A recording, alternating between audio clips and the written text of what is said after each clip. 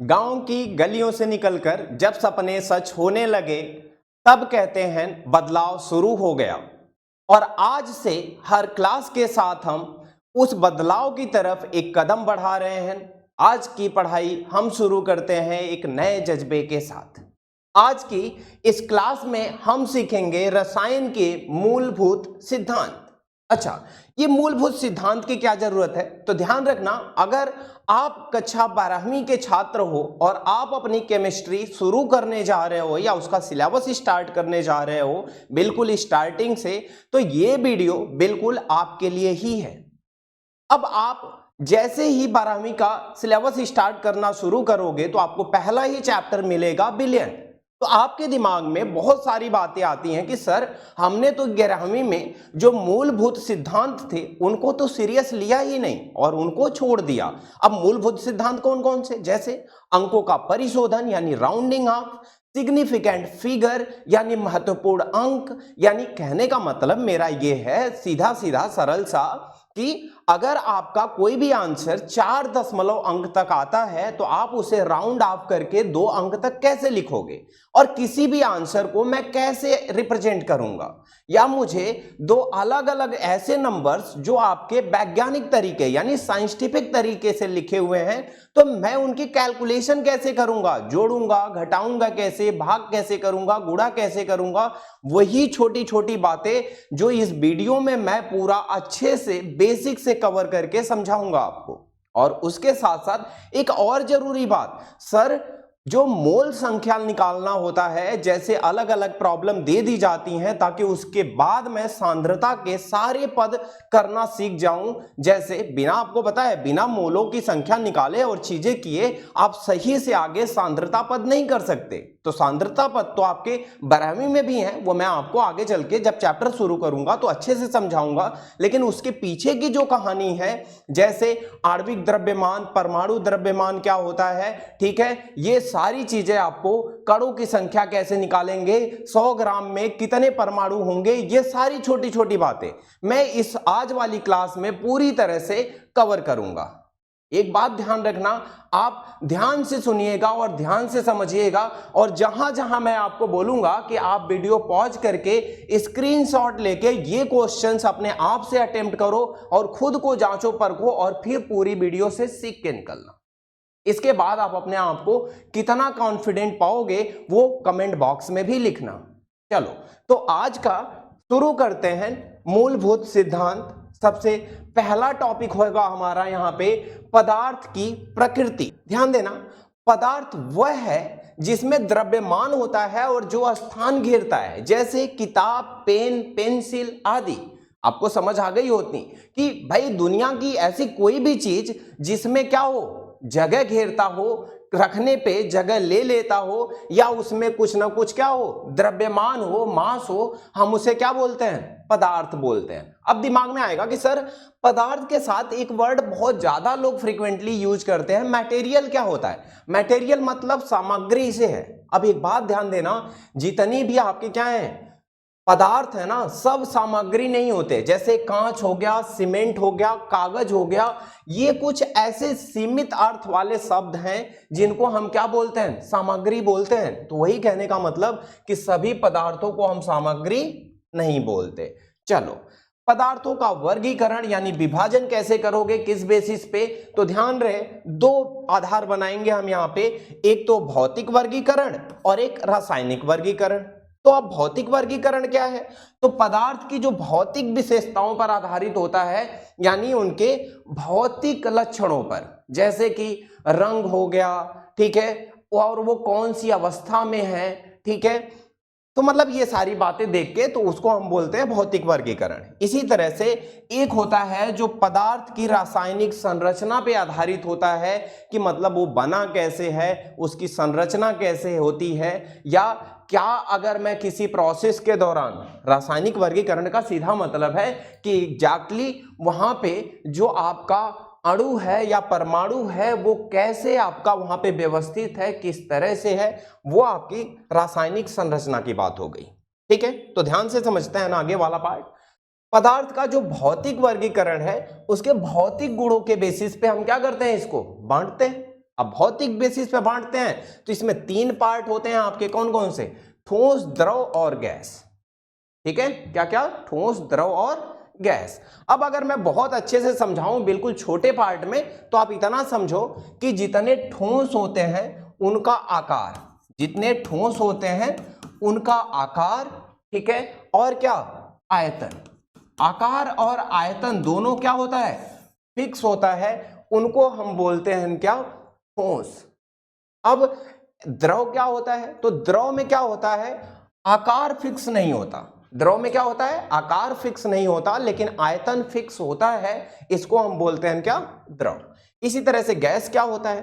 तो कहेंगे कि इसमें जो कण होते हैं ना, वो बहुत ज्यादा क्या करते हैं? घूमते फिरते रहते हैं, बहुत तेजी से गति करते हैं। तो ऐसी चीजों को हम क्या बोलते हैं? गैस बोलते हैं, जहां पे क्या होता है आपका? ना तो आकार फिक्स होता है और ना ही आयतन फिक्स होता है। ठीक है, अगले वाले पार्ट पे आते। अगला है आपका पदार्थ क्या होता है। तो ध्यान दीजिएगा, जिसका द्रव्यमान होता है और जो स्थान घेरता है उसको हम क्या बोलते हैं? पदार्थ बोलते हैं। अब पदार्थ को बांटेंगे कैसे? किसके बेसिस पे? रासायनिक वर्गीकरण करेंगे, यहां पे रासायनिक विभाजन करेंगे। यानी इसको बोलते हैं 2 पार्ट में, क्या क्या? शुद्ध पदार्थ और अशुद्ध पदार्थ कह लो या मिश्रण कह लो। ठीक है, तो शुद्ध पदार्थों को भी हम आगे डिवाइड करते हैं। शुद्ध पदार्थ वैसे होते क्या हैं? तो कहते हैं ना कि ऐसे पदार्थ जिसमें एक ही तरह के कण होते हैं, मतलब कई तरह के नहीं। पदार्थ को देखोगे तो हर जगह से, हर डायरेक्शन से आपको एक जैसा दिखेगा, सेम दिखेगा, यानी एक ही तरह का परमाणु या एक ही तरह का अणु होगा उसमें, तो हम उसे क्या बोलेंगे? शुद्ध पदार्थ बोलेंगे। अब शुद्ध पदार्थों को भी भाई हम बाद में डिवाइड कर देते हैं, किसमें बदलते हैं? तत्व और यौगिक में। तत्व और यौगिक में क्या है? तो तत्व का मतलब होता है कि इसमें एक ही तरह के परमाणु होते हैं, उनको हम तत्व बोलते हैं, और तत्वों को हम धातु, अधातु और उपधातु में बोलते हैं। अब धातुएं भाई आप लोग जानते हो, जिनमें क्या होती है? चमक होती है, जो ठोस अवस्था में होते हैं, जो चालक होते हैं, चाहे वो आपका विद्युत हो, चाहे वो आपकी ऊष्मा हो, है ना, उनको हम क्या बोलते हैं? धातु बोलते हैं। अच्छा, अधातु कौन होते हैं? तो अधातु वही जैसे धातु होते हैं, धातुओं के बिल्कुल क्या?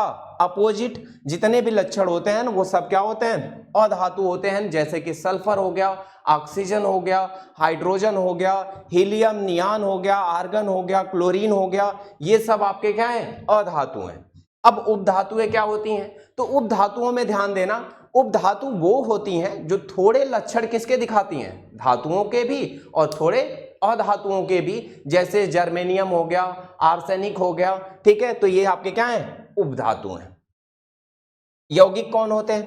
तो ध्यान रहे, जब ना एक निश्चित अनुपात में, जब 2 तत्व एक निश्चित अनुपात में क्या करते हैं? अभिक्रिया करते हैं और एक नया सा पदार्थ बनाते हैं, यानी किसी रासायनिक अभिक्रिया के फलस्वरूप कोई पदार्थ बनता है जिसमें आपके जो कण या परमाणु होते हैं वो एक निश्चित अनुपात में अभिक्रिया करके बनाते हैं, उसको हम यौगिक बोलते हैं। अब जैसे यौगिकों को हमने 2 पार्ट में बांट रखा है, जैसे ऑर्गेनिक और इनऑर्गेनिक, यानी कहने का मतलब जैविक यौगिक और अकार्बनिक यौगिक। जैविक का मतलब वही कि जो बेसिकली कहां से मिलते हैं? पशु पौधों से मिलते हैं, यानी जितने जिंदा चीजें हैं आपकी जो जीवित हैं उनसे मिलते हैं, उनको जैविक बोलते हैं, यानी ऑर्गेनिक। और अकार्बनिक का मतलब वो होता है जो खनिज स्रोतों से मिलता है, यानी जितने भी मरे हुए चीजें हैं या जिनमें जान नहीं है, ठीक है, उनमें से मिलेगा, तो वो आपका क्या होगा? अकार्बनिक यौगिक। इतनी बात समझ आई? चलिए, अब यहां समझना है आपको मिश्रण क्या होता है। तो ध्यान रहे, जिसका संघटन परिवर्तनीय होता है। अब यहाँ पे संगठन की बात कर रहे हो ना, तो जैसे 4 चीजें अगर आप मिला के कोई मिश्रण बना रहे हो ना, तो उसमें जो जो चीजें आपने मिक्स किया है ना, हर किसी को संगठन बोलते हैं। तो अब ध्यान रहे, ससंगत यानी समांगी मिश्रण आप कह सकते हो, यानी जहां पे संगठन संपूर्ण रूप से समान होता है। यानी कहने का मतलब है, अगर आप आंख से देखोगे आपको 4 अलग अलग चीजें नहीं दिखेंगी। यानी कहने का मतलब जैसे नमक का घोल बना लो, चीनी का घोल बना लो, है ना, शरबत बना लो, रस बना लो, इसे देखने के बाद आपको कैसा लगेगा? एक जैसा लगेगा। क्या आप वहां पे चीनी के जो कण होंगे या नमक के जो कण होंगे, पानी के कण, उनको अलग अलग पहचान पाओगे या उन्हें अलग अलग आप बता पाओगे कि ये किसके किसके हैं? नहीं ना, वो बिल्कुल कैसे दिखते हैं घुलने के बाद? एक जैसे दिखते हैं। इसलिए इनको हम क्या बोलते हैं? ससंगत बोलते हैं या फिर समांगी बोलते हैं। अब असंगत या फिर असमांगी या कह सकते हो विषमांगी मिश्रण क्या होता है? तो कहने का मतलब है जिनका संगठन संपूर्ण रूप से समान नहीं होता। ठीक है, उदाहरण के तौर पे कोलाइड ले लो, मिश्र धातु ले लो, या जैसे बालू में क्या कर दो? लोहे के किल डाल दो, या सपोज करो चावल में क्या कर दो? गेहूं के बीज डाल दो। ठीक है, ऐसे 4-5 चीजें, दाल वगैरह मिक्स कर दो, तब भी तुम्हें क्या होगा? दाल के जो बीज होंगे वो अलग दिखेंगे, चावल के अलग दिखेंगे, गेहूं के अलग दिखेंगे। तो कहने का मतलब यही, ऐसे मिश्रण को हम क्या बोलते हैं? असंगत या फिर विषमांगी मिश्रण बोलते हैं। ठीक है, चलिए ध्यान दीजिए आगे वाले में। अब यहां पे बात करते हैं कि भाई अगर हम गुणों की बात किया हमने, भौतिक गुण या रासायनिक गुण, इन गुणों का मापन कैसे करेंगे? भाई इनको मापना तो पड़ेगा ना, मीजर तो करना पड़ेगा ना। कैसे बताएंगे कौन सी चीज कितनी है? ठीक है, तो जब इनका मापन करना होता है भौतिक गुणों का, यानी कहने का मतलब ऐसे गुण जो बिना रासायनिक परिवर्तन के मापे जा सकते हैं, ठीक है, उनको हम बोलते हैं क्या? भौतिक गुण। जरूरत के हिसाब से देखो, जैसे रंग हो गया, गंध हो गया, गलनांक और क्वथनांक और घनत्व, यानी समझ आई बात? जैसे मेल्टिंग पॉइंट, बॉइलिंग पॉइंट या फिर डेंसिटी। अगर इन चीजों को आपको क्या करना हो? मेजर करना हो तो करोगे कैसे? मापोगे कैसे इनको? ठीक है, इसी तरह से रासायनिक गुण क्या होते हैं आपके?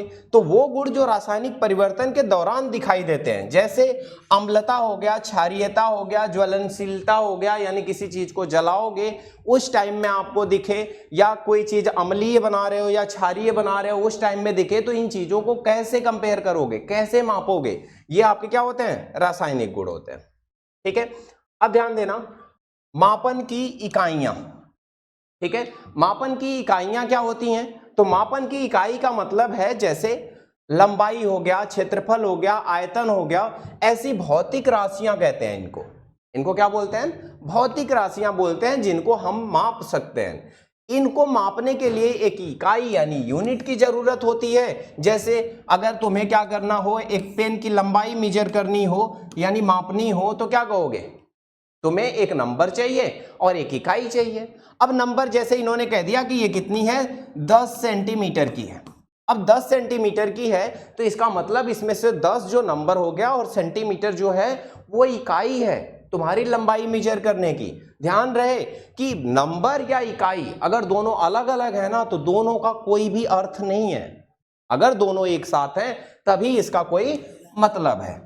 ठीक है, जैसे अगर मैं ये कहूं कि तुम्हारे घर से तुम्हारा स्कूल 2 है, इसका क्या मतलब है? लेकिन अगर मैं कहूं 2 किलोमीटर है, इसका बिल्कुल सही अर्थ निकलता है। और तुम्हारे दिमाग में एक बात आती है कि हाँ, मेरे घर से मेरा स्कूल इतना दूर है। तो नंबर और इकाई दोनों जब एक साथ आते हैं तब उसका एक अर्थ निकलता है और उसका एक मतलब होता है, और वो चीज आपकी क्या करती है? किसी भी भौतिक राशि को क्या करती है? सही से प्रदर्शित करती है।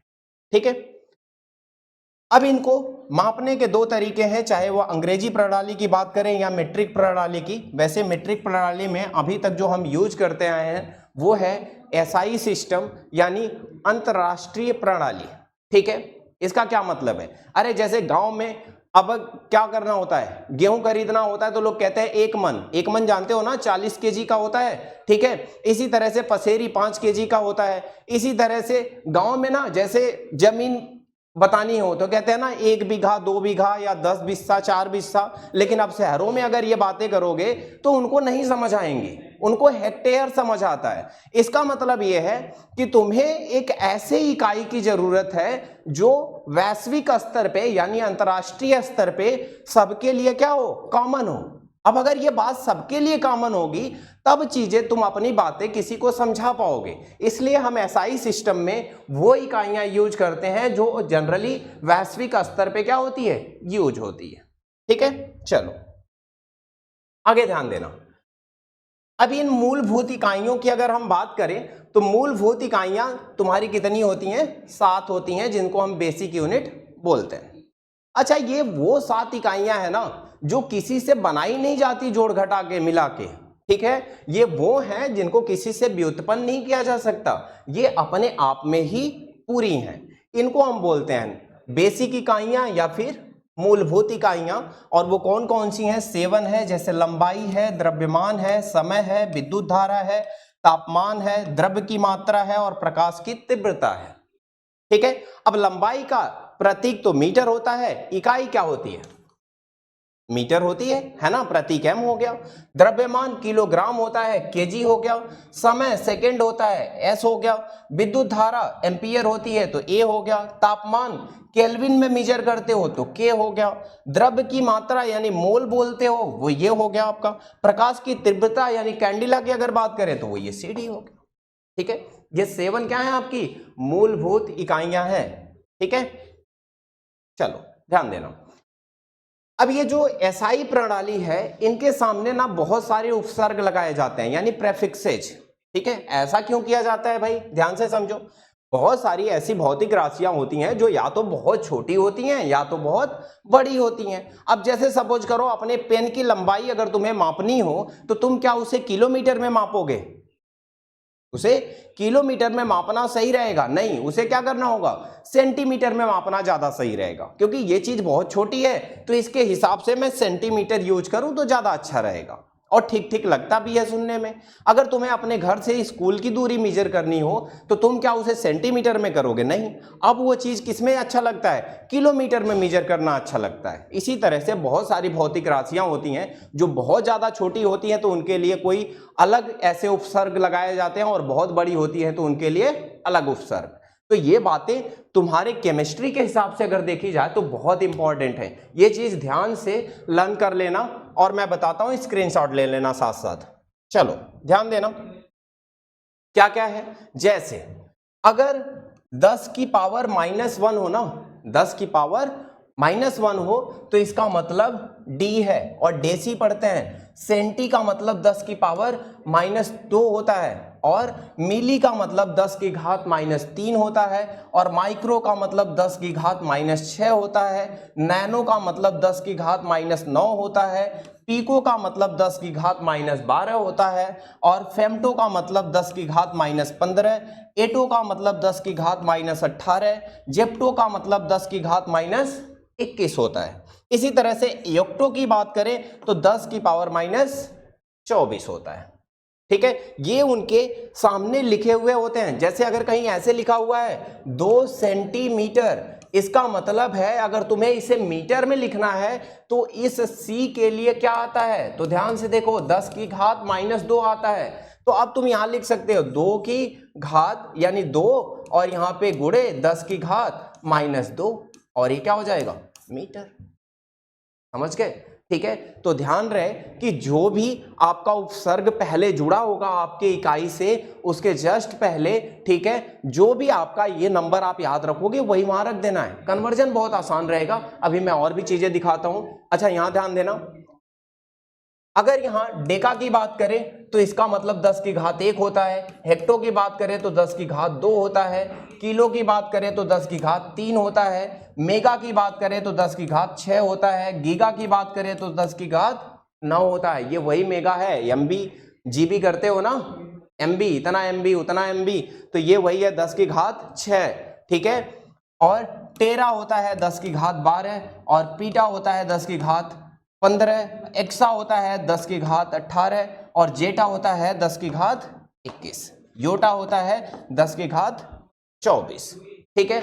इनके सामने जो भी उपसर्ग लगे होंगे वो ऐसे लिखा होगा। जैसे तुम्हारा बाइट होता है यूनिट डेटा मेजर करने का, और अगर ऐसे एमबी लिखा है ना 10 एमबी, इसका मतलब होता है ना 10 मेगाबाइट, यानी मेगा का मतलब है 10 के पावर या 10 की घात 6। समझ आई बात? ठीक है। ये सब चीजें याद रखोगे, ये बहुत हेल्पफुल हैं, आपके कन्वर्जन में बहुत काम आएंगी। जैसे सोचो अगर सपोज करो यहां पे 1 किलोग्राम लिखा है और तुम्हें इसे ग्राम में बदलना है। अब तुम सीधे जाओ कहां पे? के का मतलब क्या है? देखो के का मतलब है किलो और किलो के लिए आता है 10 की घात 3। तो तुम क्या करोगे? बहुत सिंपल सा कि 1 गुणे 10 की घात 3 और ग्राम को रहने दो, यानी के लिए आता क्या है 10 की घात 3, तो तुम के हटा के उसकी जगह बस क्या लगा दो 10 की घात 3 लगा दो।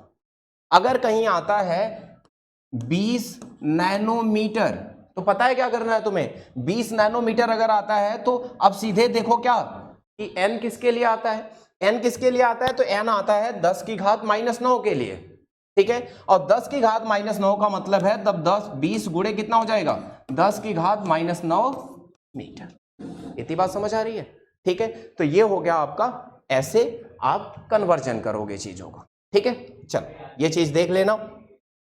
आगे देखो, अब यहां पे कुछ चीजों का ध्यान से समझना, जैसे द्रव्यमान हो गया और भार हो गया, ठीक है। ये क्या होता है, द्रव्यमान और भार। द्रव्यमान की अगर बात करें हम तो वैसे इसे स्मॉल m से क्या करते हैं, हम रखते हैं, रिप्रेजेंट करते हैं। लेकिन होता क्या है, तो कहते हैं किसी भी पदार्थ में उपस्थित द्रव्य की मात्रा, कि किसी भी पदार्थ को, कोई भी ऑब्जेक्ट देखते हो सामने, कोई भी सामान रखा हुआ है तो उसमें कितना द्रव्य प्रेजेंट है, ठीक है, उसी को हम क्या बोलते हैं, यानी पदार्थ की मात्रा को ही हम क्या बोलते हैं, द्रव्यमान बोलते हैं, ठीक है। और ये स्थान बदलने पे बदलता नहीं है। जैसे अगर इस प्लैनेट पे हो, जैसे सपोज करो अगर अर्थ पे हो यानी धरती पे, मून पे जाओगे तो वहां बदल नहीं जाएगा चीजें। जो द्रव्यमान होता है वो नहीं बदलता जगह बदलने पे, वो क्या रहता है, फिक्स रहता है। लेकिन यहाँ पे ध्यान देना, जैसे भार है, भार जो होता है ये क्या होता है, तो ये गुरुत्वाकर्षण द्वारा वस्तु पर लगाया गया बल, यानी धरती किसी भी सामान को अपनी तरफ गुरुत्वाकर्षण बल लगा के कितना बल से वो अपनी तरफ खींचती है, वही क्या है, तुम्हारा भार है। अब ये जो गुरुत्वाकर्षण बल है ना, ठीक है, ये क्या होता है, जगह बदलने पे बदलता है, धरती पे ही बदल जाता है। इक्वेटर और पोल पे जाओगे तो ये दोनों चीजें क्या हो जाती हैं, बदल जाती हैं। तो ध्यान रहे, द्रव्यमान वो आपका भौतिक राशि है जो जगह बदलने पे बदलती नहीं है, लेकिन भार वो भौतिक राशि है जो जगह बदलने पे क्या हो जाता है, बदल जाता है, ठीक है। प्लैनेट टू प्लैनेट, ऐसा नहीं है कि अपने घर से निकले स्कूल गए और वहीं बदल जाएगी, इतना मत सोच लेना ना लायक। चलो ध्यान देना, एसआई इकाई की बात करें अगर भार की तो वो न्यूटन होती है, क्योंकि एक तरह का बल है ये, ठीक है। फॉर्मूला अगर देखोगे तो W बराबर होता है मास इंटू क्या हो जाएगा आपका यहाँ पे, त्वरण, ठीक है। अब यहाँ पे ध्यान देना, जो मास है यानी m जो है वो द्रव्यमान के लिए आता है और g जो है वो क्या है, गुरुत्वाकर्षण त्वरण है, ठीक है। चलो अब जैसे द्रव्यमान था, बहुत सारी चीजें तुमसे पूछी जाए, अगर कहा जाए तुमसे यहाँ पे कि 1 माइक्रोग्राम में कितना ग्राम होता है, तो तुरंत जाना टेबल में देखना माइक्रो किसके लिए आता है, तो माइक्रो आता है 10 की घात -6 के लिए। अब 10 की घात -6 के लिए आता है तो तुम कहोगे माइक्रो हटा देते हैं और वहां लिख देते हैं 10 की घात -6 ग्राम।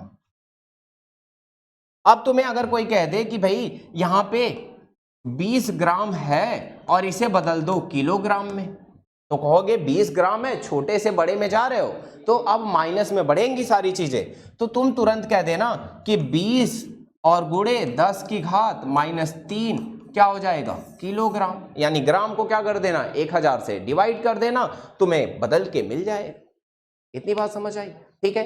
तो ये तो बेसिक बात हो गई। चलो आयतन की बात कर लेते हैं। आयतन क्या होता है, तो आयतन वो भौतिक राशि है, यानी कहने का मतलब वो टर्म है, यानी वह स्थान जो कोई वस्तु घेरती है उसे हम क्या बोलते हैं, आयतन बोलते हैं। अब कोई भी सामान रखा हुआ होगा वो कुछ ना कुछ क्या करती है, जगह घेरती है ना, और जब जगह घेरती है तो हम उसी घेरी हुई जगह को क्या बोलते हैं, आयतन बोलते हैं उस वस्तु का। अब यहां ध्यान देना, अगर फार्मूला की बात करें हम तो वॉल्यूम क्या होता है, मीटर क्यूब होता है, मतलब यहाँ यूनिट की बात कर रहे हैं, इकाई की बात कर रहे हैं हम लोग। अब फार्मूला तो तुम्हें भी पता है वस्तु के आकार पे निर्भर करेगा कि वो किस तरह की, जैसी वस्तु होगी, जितनी बड़ी होगी छोटी होगी, उसी के हिसाब से उसका क्या होगा, आयतन होगा। लेकिन अगर उसकी इकाई की बात करें तो आयतन का जो एसआई इकाई होगा यानी एसआई यूनिट, वो तुम्हारा क्या होगा, मीटर क्यूब होगा, ठीक है, यानी मीटर की घात 3। अब ध्यान देना, अगर प्रयोगशाला की बात करें तो वहां पे घन सेंटीमीटर भी हम क्या करते हैं, यूज करते हैं, घन सेंटीमीटर भी हम क्या करते हैं, यूज करते हैं। या फिर हम किसी भी चीज को क्या ml में भी बताते हैं, जैसे दवाइयां वगैरह हो गया तो कोई कहता है ना कि 5 ml पीनी है, बस 10 ml पीनी है, तो ये तो वही बात हो गई कि क्वांटिटी के हिसाब से कितना चीजें आपको चाहिए उसके हिसाब से। अब कोई चीज बहुत ज्यादा थोड़ी थोड़ी यूज करनी है तो वो क्या होगा, ml में। अगर हमें कोई चीज बहुत ज्यादा चाहिए 10 लीटर 20 लीटर ऐसे, जैसे ही उसका आयतन बड़ा होगा हम उसे लीटर में मीजर करने लगेंगे या मीटर क्यूब में मीजर करने लगेंगे, ठीक है। तो वही बात हो गई। लेकिन यहां सबसे जरूरी बात जो है वो ये है कि 1 घन सेंटीमीटर बराबर होता है 1 ml, ठीक है, ये बहुत जरूरी बात है। और इसी तरह से 1 घन डेसीमीटर आपका जो होता है वो होता है बराबर 1 लीटर के। और आपको ये भी पता है कि 1000 आपका क्या हो जाएगा, घन सेंटीमीटर हो जाएगा 1 लीटर बराबर। तो ये चीजें मैं आप लोगों को इसलिए बता रहा हूं कि जब आप क्या करोगे, क्वेश्चन सॉल्व करना शुरू करोगे तो उसमें बहुत सारे कन्वर्जेंस में इन चीजों की जरूरत पड़ेगी, ठीक है। चलो आगे आते हैं आपका तापमान क्या होता है। अब तापमान की अगर बात करें तो ये बेसिकली क्या करता है, मापता है, बताता है कि कौन सी चीज कितना गर्म है या कितना ठंडी है, यानी ठंडक या गर्मी की मात्रा क्या करता है, मीजर करता है। अब अगर हम अपने हिसाब से समझने के लिए अगर पानी ले लें तो पानी का 3 यहाँ पे क्या हो जाएगा आपके पास, थर्मामीटर हो जाएगा। 3 कौन कौन सा हो जाएगा, ठीक है। 3 अगर लेंगे तो एक ले लेते हैं डिग्री सेल्सियस, एक लेते हैं केल्विन और एक ले लेते हैं डिग्री फ़ारेनहाइट, ठीक है। 3 ही तो होता है। अब 3 होता है और अगर पानी के हिसाब से देखेंगे तो ध्यान रखना पानी का जो क्या होता है, पानी जिस पे ठोस में मिलता है यानी जिस पे जमना शुरू हो जाता है वो होता है आपका 0 डिग्री सेल्सियस। अब जिस पे ये भाप बनने लगे वो होता है आपका 100 डिग्री सेल्सियस। लेकिन अगर यही बात हम केल्विन में करें तो जिस पे ये जमता है वो हो जाता है आपका 273 केल्विन और ये होता है आपका 373 केल्विन जिस पे ये भाप बनने लगता है। लेकिन यही बात अगर हम फ़ारेनहाइट में देखें तो इसमें क्या होता है, इसमें होता है 32 डिग्री फ़ारेनहाइट और भाप में बनता है 212, ठीक है। कितने पे बनता है, 212 डिग्री फ़ारेनहाइट पे, ठीक है। अब इतना तो फर्क होता है। अच्छा अगर देखा जाए तो यहाँ पे जो डिवीजन होता है ना, ठीक है, मेजर करने का, ठीक है, वो एक डिवीजन जो होता है, एक डिवीजन केल्विन का, एक डिवीजन डिग्री सेल्सियस के क्या होता है, बराबर होता है। लेकिन इसमें ऐसा नहीं है, इसमें ऐसा नहीं है, बिल्कुल भी नहीं है, ठीक है। इसका डिग्री सेल्सियस का 5 डिवीजन इसके 9 डिवीजन के बराबर होता है, समझ रहे हो।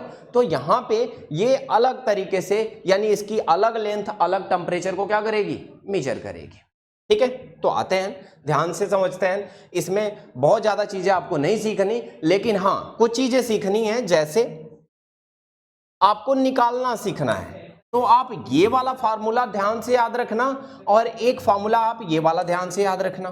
कौन सा, ये वाला।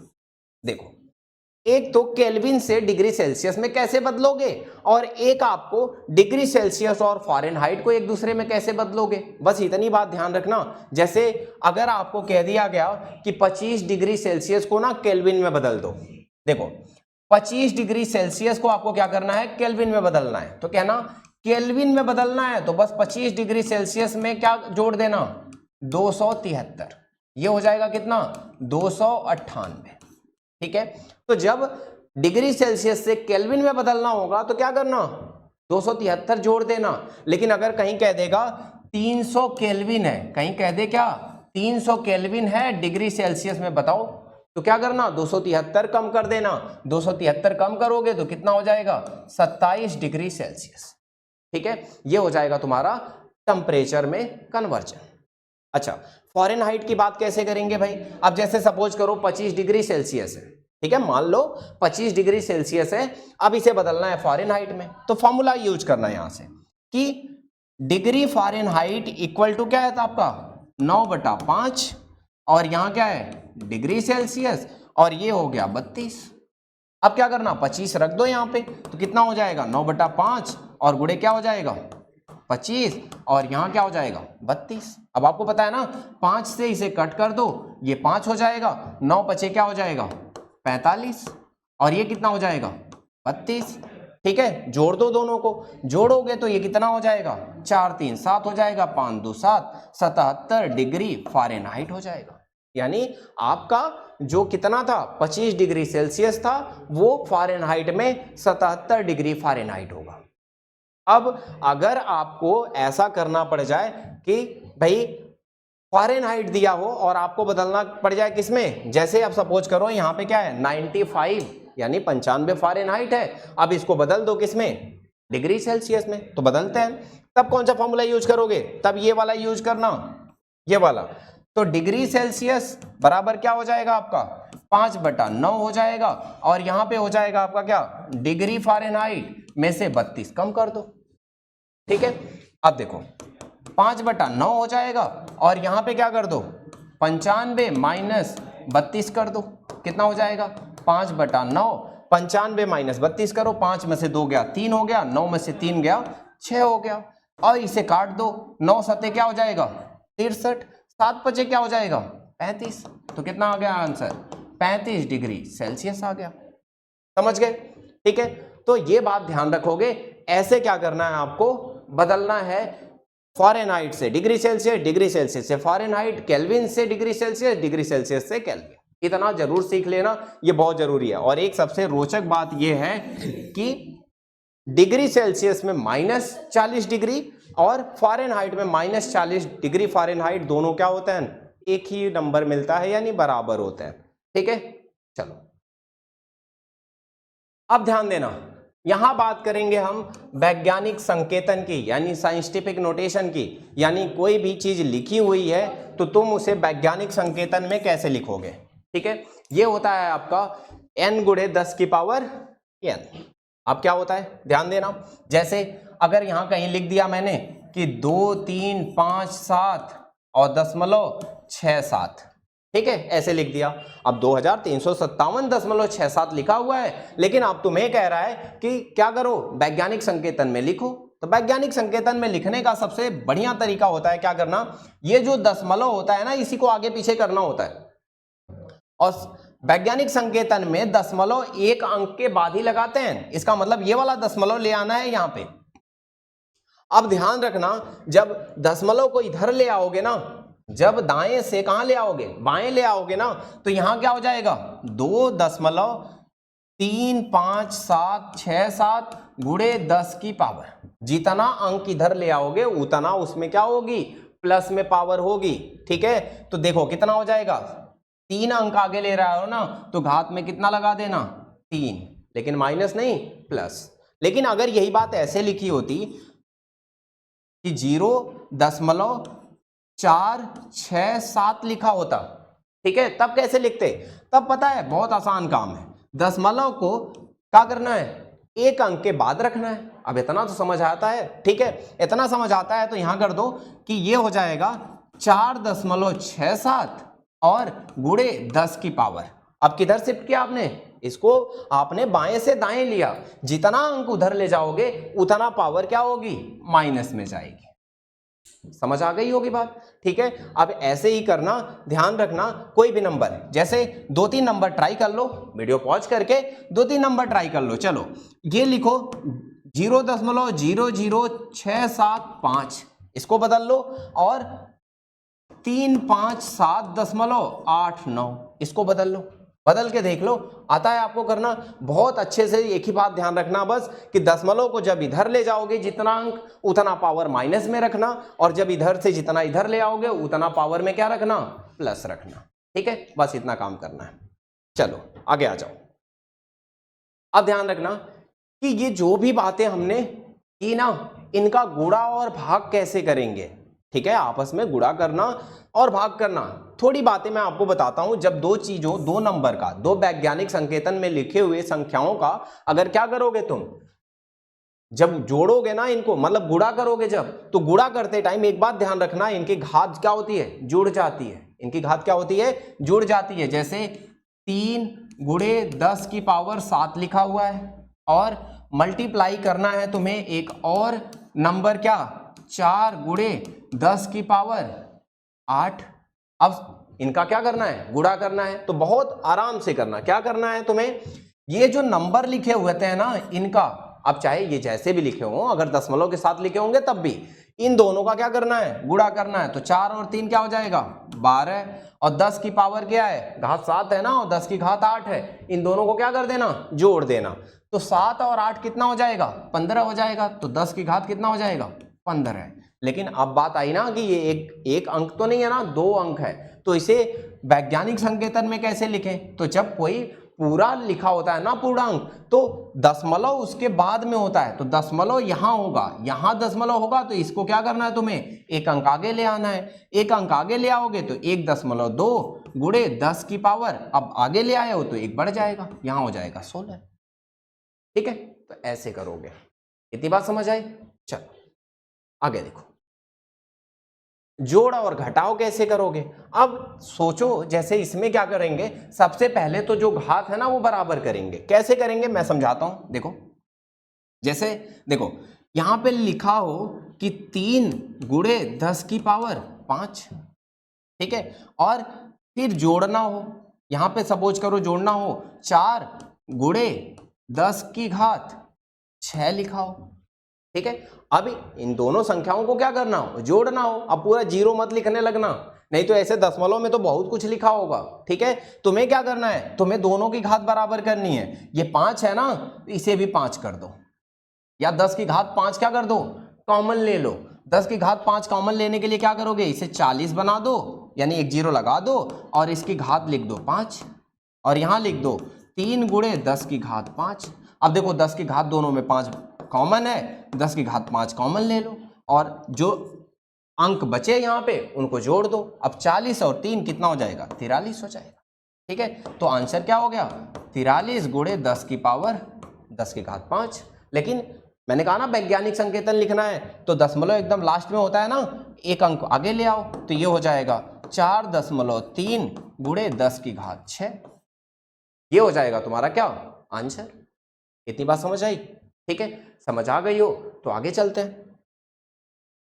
चलो अब ये देखो, यहां पे बहुत सारा काम है, वीडियो रोक लो और एक एक नंबर करके सॉल्व कर लो। चलो ये 3 पहले तो तुम सॉल्व कर लो, साइंटिफिक नोटेशन में लिख लो। इसके बाद ये जो है इनको भी ट्राई करो। मैं एक दो नेगेटिव वाला बता देता हूं कैसे करते हैं। जैसे पहला वाला लिखा हुआ है, क्या लिखा हुआ है, 5.7 गुणे 10 की घात 6, और ये कितना लिखा हुआ है, ये लिखा हुआ है 4 गुणा है ना, ध्यान देना, 4.2 गुणे 10 की घात -2। क्या बताया था मैंने कि जो नंबर है आगे उनका क्या कर दो, गुणा कर दो। तो 5 गुणे 7 ऐसे कर दो, 5.7 गुणे 4.2, इनका गुणा कर दो और घात जोड़ दो। घात जोड़ोगे तो कितना हो जाएगा, 10 की घात 6 और -2, तो 6 - 2 कितना हो जाएगा, 4 हो जाएगा। तो यहां कर दो 10 की घात 4, और इन दोनों का क्या कर दो, गुणा कर दो। गुणा जैसे करते हो वैसे ही करना है, यानी 5.7 और ये हो जाएगा 4.2, कर दो गुणा, कितना हो जाएगा, 2 × 7 = 14, 2 × 5 = 10, 1 = 11, और 4 × 7 = 28, और 4 × 5 = 20, 2 = 22, ठीक है। अब जोड़ दो, 4 हो गया, 8 × 1 = 9 हो गया, 2 × 1 = 3 हो गया, और ये 2 हो गया, ठीक है। अब देखो एक ही अंक पे यहाँ है, एक अंक पे यहाँ, तो टोटल 2 अंक पे दशमलव लगाते हैं। ये हो गया 23.94, तो ये हो गया 23.94 गुणे 10 की पावर 4 हो गया, ठीक है। अब जरूरी बात क्या है, जरूरी बात यह है कि एक अंक पीछे खिसकाओ, वैज्ञानिक लिखना है ना, तो लिखोगे 2.394 और गुणा में करोगे 10 की पावर 5। ये तुम्हारा क्या हो गया, आंसर हो गया।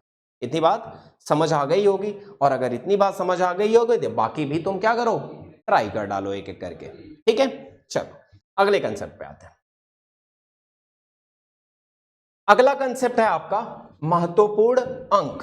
और अगर महत्वपूर्ण अंक की बात कर रहे हैं, सिग्निफिकेंट फिगर की बात कर रहे हैं, तो बहुत ध्यान से समझना। जैसे अगर मैं कहूं कि एक लाइन है और इसकी जो लेंथ है ना, इसकी जो लंबाई है वो 4.6 मीटर मापी गई है, अब ये जो 4.6 ये जो 0.6 लिखा हुआ है, क्या वो बिल्कुल तुम श्योर हो कि वो 6 रहा होगा? नहीं, 6 थोड़ी रहा होगा। कैसे नहीं रहा होगा बताता हूं। अगर तुमने एक स्केल लगाई इसके पास, ठीक है, एक स्केल लगाई, स्केल में यहां से लेके यहां तक सपोज करो 4 मीटर है, यहां से यहां तक 4 मीटर है। 4 मीटर के बाद तुमने देखा कि यहां पे 1 इंच लिखा हुआ है, यहाँ 2 इंच लिखा हुआ है, यहाँ पे 3 इंच लिखा हुआ है। अब तुम्हारी जो लाइन है वो यहाँ आ रही है, तो तुम क्या लिखोगे? तुम लिखोगे कि 4 मीटर कितना इंच, ऐसे कुछ लिखोगे ना। 4 मीटर अगर ऐसे लिखोगे, अब 2 इंच 3 इंच ऐसे करके, और वो तुम्हारे इंच के बिल्कुल लाइन पे नहीं पड़ रहा है, तो वो कहाँ आएगा? बीच में आएगा। बीच में आएगा तो तुम क्या करते हो? तब लगभग वैल्यू लिख देते हो, लगभग लिखते हो ना। तब कहते हो कि ठीक है, चाहे बड़ा वाला ले लो चाहे छोटा वाला ले लो। अब तुमने कह दिया कि 4.6 है, अब वो जरूरी नहीं है, वो 4.5 भी हो सकता था या 4.7 भी हो सकता था। तुमने वो लाइन बिल्कुल नंबर पे नहीं पड़ रही थी, इसलिए तुमने आगे पीछे क्या कर दिया? लिख दिया। तो इसी तरह से जब कोई भी भौतिक राशि मेजर की जाती है, मापी जाती है, तो उस टाइम में जो सबसे आखिरी वाला अंक होता है वो क्या होता है? एकदम फिक्स नहीं रहता है, निश्चित नहीं रहता है। वो क्या होती है? हमेशा लगभग वैल्यू होती है। लगभग वैल्यू होती है, इसीलिए हम इसको क्या बोलते हैं? अनिश्चितता बोलते हैं। ठीक है, तो हमें बेसिकली जब हम सिग्निफिकेंट फिगर यानी महत्वपूर्ण अंक निकालते हैं, तो ध्यान रखते हैं कितने अंक निश्चित होते हैं और लास्ट में एक अंक अनिश्चित होता है। इन्हीं का क्या करते हैं? जोड़ के लिखते हैं। अब जोड़ के कैसे लिखते हैं? जैसे एक सपोज करो कोई चीज मेजर की गई और वो कितना है? 49 यानी 49.6 ग्राम मेजर किया गया। अब 49.6 ग्राम अगर मेजर किया गया तो उसमें 49 तो निश्चित है, लेकिन 6 क्या है? अनिश्चित है। ठीक है, ये सब बातें तो ठीक है, फिर भी नॉलेज की है, लेकिन हमें जरूरत किस बात की पड़ेगी? हमें जरूरत पड़ेगी, बताना पड़ेगा कि कोई भी अगर चीज मेजर करके लिखी हुई है, कोई भी संख्या लिखी हुई है, तो उसमें कितने तुम्हारे क्या हैं? महत्वपूर्ण अंक हैं, कितने सिग्निफिकेंट फिगर है। तो देखो कैसे निकालते कैसे हैं। जैसे यहाँ पे उदाहरण के तौर पे 3.200 लिखा हुआ है और इसमें 4 क्या है? तुम्हारे महत्वपूर्ण अंक है। यहाँ पे 3200 लिखा हुआ है, लेकिन इसमें केवल 2 महत्वपूर्ण अंक है। ठीक है, तो देखते हैं इनके क्या रूल रेगुलेशंस होते हैं। इनका पहला रूल होता है, इनका पहला नियम होता है क्या? कि सभी गैर शून्य यानी नॉन जीरो अंक जो होते हैं वो महत्वपूर्ण अंक गिने जाते हैं। जैसे 285 और 0.35। अब 285 में महत्वपूर्ण अंक यानी जितने भी क्या है? गैर शून्य है ना, यानी 285 में एक भी जीरो नहीं है ना, वो सब महत्वपूर्ण है, यानी 3 हो गया उसमें। और 0.35 है ना, इसमें 3 और 5 क्या है? गैर शून्य है, नॉन जीरो है, तो इनको क्या रखते हैं? 2 महत्वपूर्ण अंक हो गए। ऐसे ही अगर कहीं पे ऐसे लिखा होता 2 3 6, तो इसमें भी महत्वपूर्ण अंक कितने हैं? 3 है। तो जितने भी नॉन जीरो होते हैं वो महत्वपूर्ण अंक गिने जाते हैं। ठीक है, अब दूसरा नियम, 2 गैर शून्य अंकों के बीच में अगर शून्य आता है तो हम उसे भी महत्वपूर्ण अंक क्या करते हैं? गिनते हैं। जैसे 1007 में 4 महत्वपूर्ण अंक हैं, यानी 1 और 7 नॉन जीरो हैं, उनके बीच में 2 जीरो आ गया, तो हम उनको भी महत्वपूर्ण अंक क्या करेंगे? गिनेंगे। ऐसे ही अगर ऐसे आता 2.003, तो यहाँ पे भी महत्वपूर्ण अंक 4 है। 1.06 महत्वपूर्ण अंक 3 है, यानी 2 गैर शून्य अंकों के बीच में अगर जीरो आएगा तो हम उसे भी महत्वपूर्ण अंक गिनेंगे। ठीक है, चलो अब दशमलव के बाद अंतिम शून्य तभी महत्वपूर्ण माने जाते हैं जब दशमलव बिंदु दिया गया हो। यानी इनके कहने का क्या मतलब है? इनके कहने का मतलब है अगर कोई संख्या लिखी है और उसमें दशमलव भी शामिल है, तब उसमें लिखा हुआ बाद में जो जीरो होता है दशमलव के, वो भी महत्वपूर्ण अंक गिना जाता है। जैसे इसमें 4 हैं और इसमें केवल 2 महत्वपूर्ण अंक हैं। अब जैसे यहां पे लिखा हुआ है 1.5600, इसमें महत्वपूर्ण अंक आपका 5 हो गया, क्योंकि दशमलव लगाया और दशमलव के बाद जितना भी जीरो आएगा वो सब महत्वपूर्ण में आएगा। जैसे 1.00, इसमें भी 4 है, दशमलव के बाद अगर जितने भी जीरो लिखे हैं सब महत्वपूर्ण अंक में शामिल रहेंगे। ठीक है, चलो ध्यान देना आप, जितने भी प्रारंभिक शून्य होते हैं यानी दशमलव से पहले लिखे जाते हैं, उनको हम महत्वपूर्ण अंक नहीं मानते। जैसे अब यहाँ पे लिखा हुआ है कि 0.05। तो भाई अगर नॉन जीरो नंबर से पहले दशमलव लगाने से बाद, अब जैसे ना दशमलव लगता है या उससे पहले एक नॉन जीरो नंबर होना चाहिए, अगर नहीं है तो हम नहीं मानेंगे। और दशमलव लगाया आपने और इसके बाद कोई नंबर आ गया तो एक ही है, ये पहले वाला आपका क्या होगा, कभी भी जीरो कंसीडर नहीं होगा। या ऐसे लिखा हुआ है 0.005, तब भी महत्वपूर्ण अंक एक ही है, क्योंकि ये केवल दशमलव का स्थान निर्धारित करने के लिए लगाया जाता है, ना कि इसमें क्या होगा, महत्वपूर्ण अंक गिना जाएगा। ठीक है, इसी तरह से यहां भी देखो ये है पूरा। अब इसमें महत्वपूर्ण अंक तुम्हारे ये हैं, कितने हैं, महत्वपूर्ण अंक तुम्हारे केवल 4 हैं। महत्वपूर्ण अंक कितने हैं, 4 हैं। देखो यहाँ पे 6 5 लिखा हुआ है और उसके बाद का जो जीरो है वो कंसीडर होगा। ठीक है, ध्यान रहे। और इसके पहले के जो 2 जीरो लगाए हुए हैं वो कभी भी महत्वपूर्ण अंक में गिने नहीं जाएंगे। चलो अब ध्यान देना, जैसे कहीं पे पूरा परिभाषित वैल्यू लिखी हो, है ना, जैसे अब यहाँ पे 2 लिखा है, इस 2 का मतलब है ना परिभाषित वैल्यू है ना, बिल्कुल एकदम एग्जैक्टली, मतलब कोई अनसर्टेनिटी नहीं है, तब इसमें महत्वपूर्ण अंक इनफाइनाइट होता है। ठीक है, लेकिन अगर कहीं ऐसे वैज्ञानिक तरीका यानी साइंटिफिक नोटेशन में लिखा हुआ है, तब ध्यान रखना कि इस घात का कोई मतलब नहीं होता। इसको मत देखना सिग्निफिकेंट फिगर निकालते टाइम या महत्वपूर्ण अंक गिनते टाइम, केवल तुम्हें क्या देखना है, उनके सामने का जो नंबर लिखा होता है वही देखना है। जैसे इसमें 3 है और इसमें 4 है। ठीक है, बात समझ आ गई होगी। अगर बात समझ आ गई है तो आप बिल्कुल ट्राई करिएगा उसे।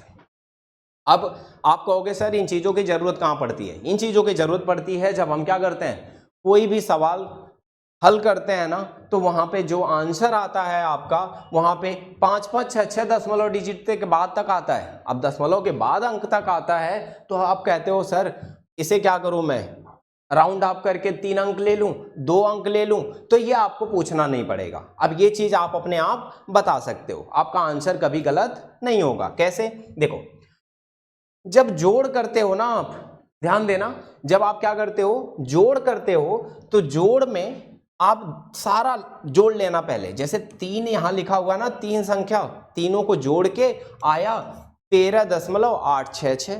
लेकिन आपको क्या चाहिए, आपको अब कैसे पता चलेगा कि आंसर में कितना अंक लिखूं मैं, तो आंसर में आपको हमेशा डेसिमल प्लेस देखना होता है, दशमलव की जगह देखनी होती है कि हर नंबर में सबसे कम दशमलव वाला कौन था।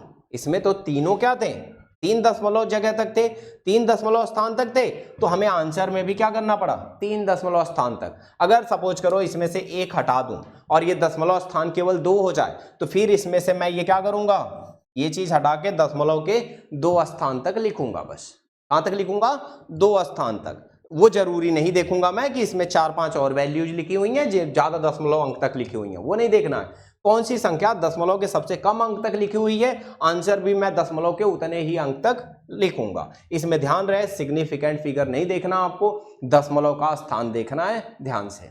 ठीक है, चलो इसी तरह से घटाने में भी होता है। अब इन दोनों नंबर को घटा के ये वैल्यू आई और इसमें आपके देख रहे हो कितने आए हैं, 2 3 5 दशमलव अंक आए हैं। अब कहोगे सर कितना कंसीडर करना है, बिना सोचे क्या देखोगे, इसमें दशमलव के केवल 2 अंक हैं, दशमलव के बाद केवल 2 अंक हैं, तो आंसर में भी आपके दशमलव के केवल कितने होंगे, 2 ही अंक होंगे। ठीक है, ये बात है। अब यहां ध्यान देना, गुणा और भाग में जो महत्वपूर्ण अंक होते हैं वह कैसे निकाले जाते हैं। तो गुणा करने में हमेशा सिग्निफिकेंट फिगर यानी महत्वपूर्ण अंक देखे जाते हैं, और जिसके सबसे कम महत्वपूर्ण अंक होते हैं आंसर में वही शामिल किया जाता है। जैसे यहाँ पे महत्वपूर्ण अंक 3 है और यहाँ पे महत्वपूर्ण अंक 5 है, आंसर में आपके इतना आया, तो आपको महत्वपूर्ण अंक तो केवल कितना रखना है, 3 रखना है। तो 49.624 आया है ना, आंसर मैं लिखूंगा 49.6, बाकी 2 अंक हटा दूंगा। क्यों, क्योंकि जो पूरा नंबर था इनमें 2 3 लिया है मैंने गुणा करते टाइम, उसमें सबसे कम महत्वपूर्ण अंक वाला 3 वाला था, तो आंसर भी मेरे महत्वपूर्ण अंक 3 वाला ही होगा। समझ गए बात। ठीक है, इसके बाद ध्यान देना, संख्याओं का परिशोधन, राउंड आप कैसे करते हो। वैसे तो आपने इसे बचपन में ही सीख लिया था, लेकिन फिर भी ठीक है, आज मैं आपको फिर से सिखाता हूं। ध्यान देना कैसे राउंड ऑफ करते हैं, कैसे इनका परिशोधन करते हैं। जैसे अब ये है 1.386 है, आपको क्या करना है, केवल 2 दशमलव तक लिखना है, लेकिन आपको तीसरा लास्ट वाला अंक हटाना है। अब हटाते टाइम आप सोच रहे हो कि आंसर में क्या चेंज आएगा, तो ध्यान रखना जो अंक हटाने जा रहे हो अगर वो 5 से बड़ा है, जैसे यहाँ 6 5 से बड़ा है, 2 अंक हटाने जा रहे हो जो आप लास्ट का, अगर वो 5 से बड़ा है तो पहले वाले अंक में 1 जोड़ देना। जैसे 6 है, 6 को हटा रहे हो, 5 से बड़ा है तो 8 में 1 जोड़ देना, 8 में 1 जोड़ोगे तो वो 9 हो जाएगा, तो 1.39 आंसर हो जाएगा। ठीक है, अगला देखो।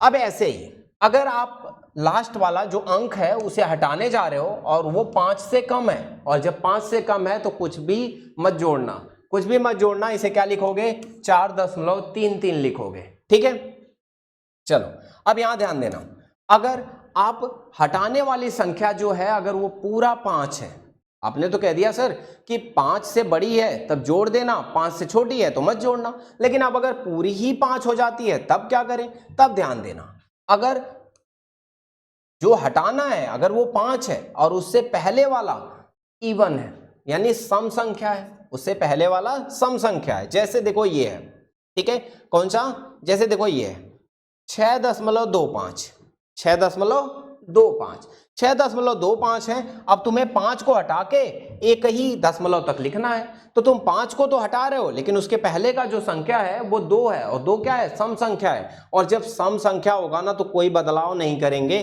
केवल 6.2 लिख देंगे। ठीक है, ध्यान रहे, सम संख्या होगा तो बदलाव नहीं करेंगे, 6.2 लिख देंगे, हटाने वाला अंक अगर 5 हो तो।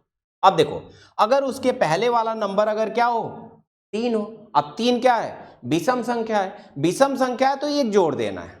अब जोड़ देना है तो जैसे पहले वाला 3 था, हटाया हमने 5 को, लेकिन 3 को हमने क्या कर दिया, 4 कर दिया, यानी 1 जोड़ दिया।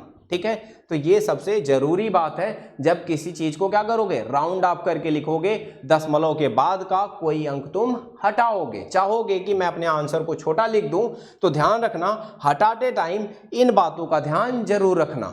ठीक है, ऐसे करना। चलो अब पॉज करके ये राउंड ऑफ कर लो, और राउंड ऑफ करके कमेंट कर देना। ठीक है, आंसर, इतनी बात समझ आई। ठीक है, और अगर इतनी बात समझ आ गई है तो इसे कंप्लीट कर लो। ठीक है, मिलते हैं अगली वाली क्लास में।